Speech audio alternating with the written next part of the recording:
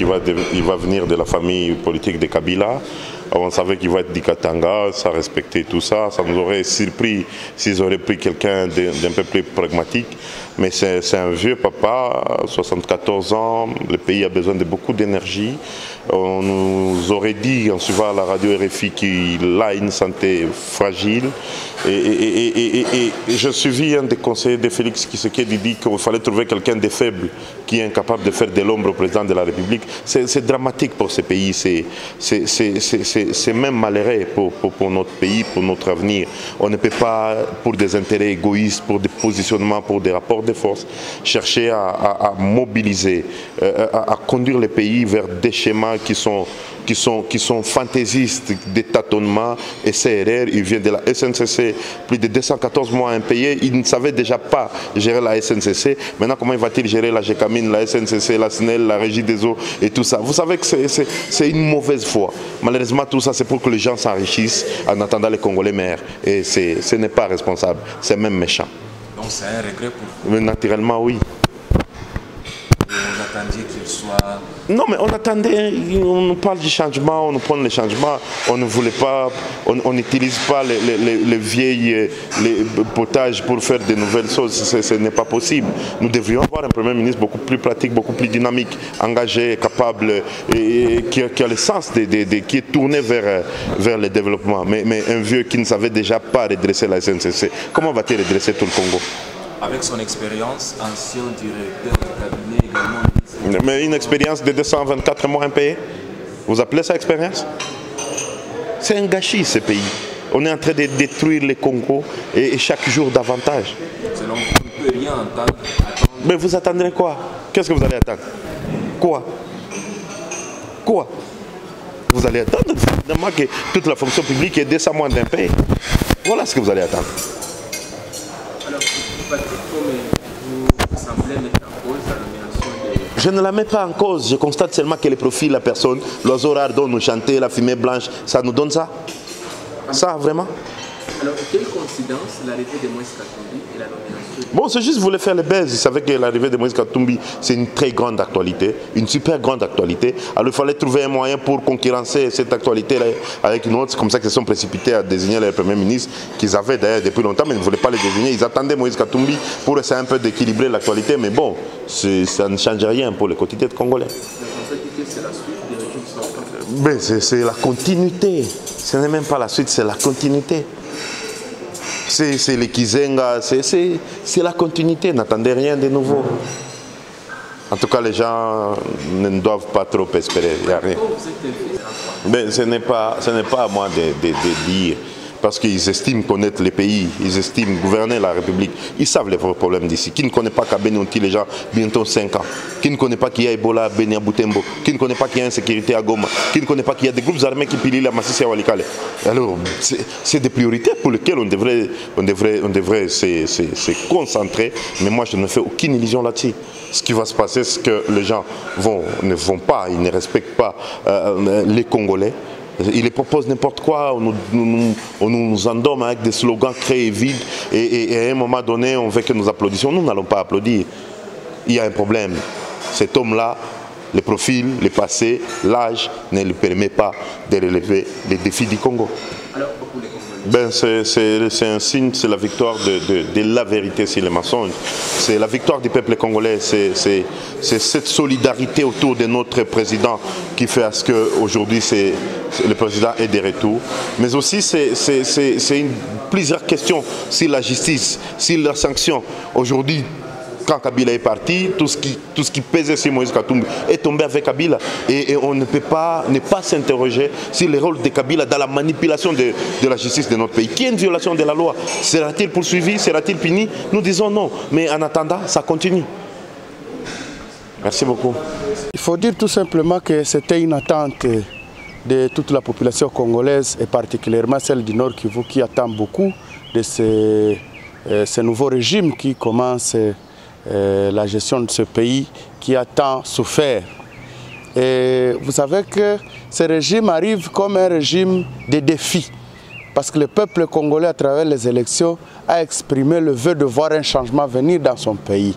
Et à travers les élus qui sont en place actuellement, c'est dire qu'ils ont beaucoup à faire pour redresser ce pays qui pouvait être le poumon même de l'Afrique, qui pouvait être même le moteur de l'économie en Afrique. Mais malheureusement, c'est le pays qui vit sous une dépendance inexplicable.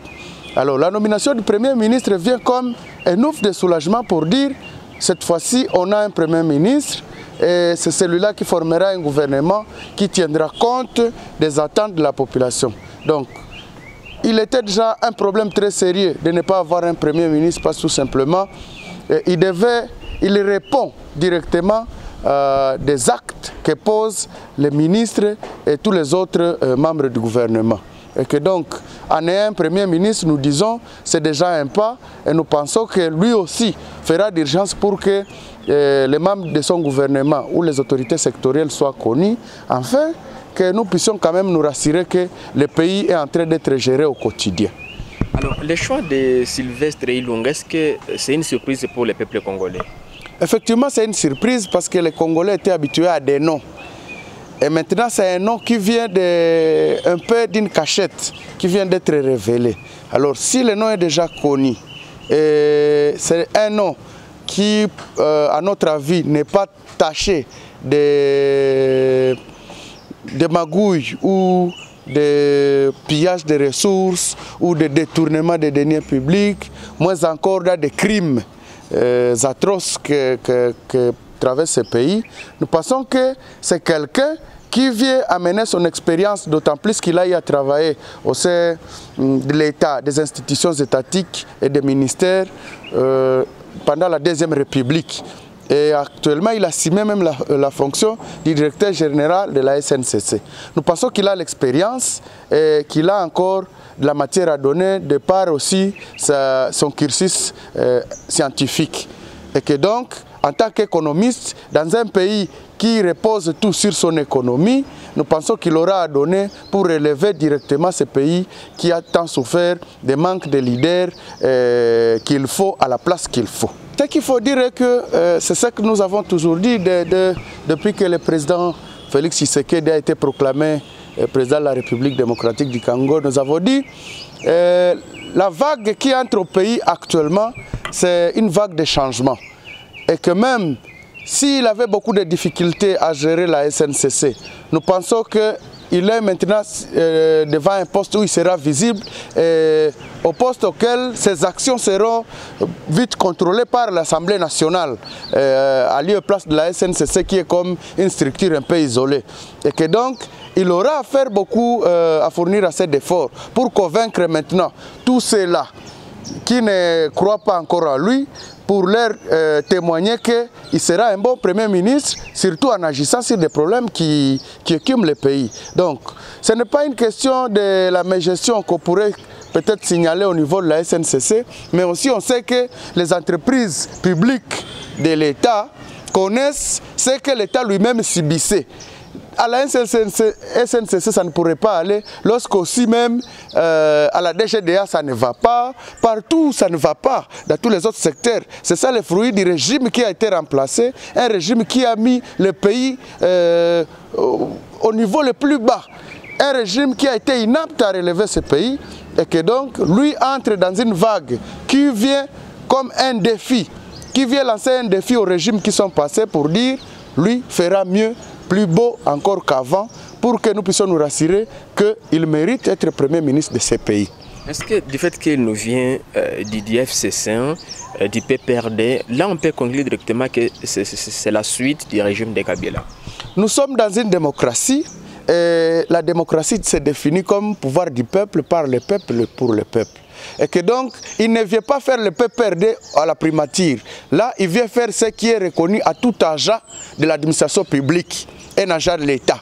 Et que donc, il n'est plus PPRD à ce moment, il est Premier ministre de la République démocratique du Congo. S'il continuera à mener ce que le PPRD a fait dans ce pays et l'amener à la primature, le peuple congolais va directement réagir et lui dire « Monsieur, vous n'êtes pas apte à diriger ou à être Premier ministre, partez ». Parce que tout simplement, je vous dis, le peuple congolais d'aujourd'hui n'est pas le peuple congolais d'hier. C'est un peuple qui est déjà éduqué, un peuple mature, qui sait où il amène ce pays. Et que donc, il ne vient pas faire le PPRD, ni moins encore les SCC, parce qu'il est membre de l'SCC, moins encore, il n'amène pas ses caprices personnels, mais il vient faire ce qui est reconnu dans les attributions de tout un premier ministre. C'est à moi de vous remercier.